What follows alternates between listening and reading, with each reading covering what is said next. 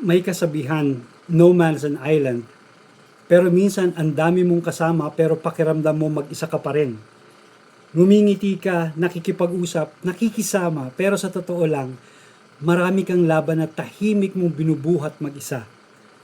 At minsan nakakapagod din maging strong palagi. At dito pumapasok ang connection. Dahil hindi lahat ng laban kailangan mong harapin mag-isa. Ang connection ay ang pagkakaroon ng mga taong nagbibigay sa iyo ng lakas, suporta at pag-intindi.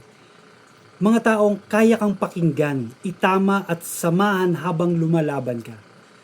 Kapag wala kang connection, madali kang mapagod, madaling ma-overwhelm, madaling sumuko ng tahimik.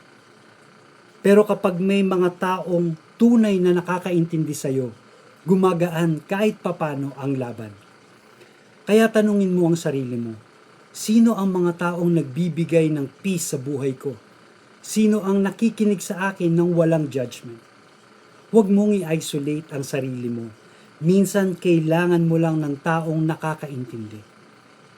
Hindi kahinaan ng humingi ng kasama dahil minsan ang totoong magpapalakas sa iyo ay isang connection lang ang layo.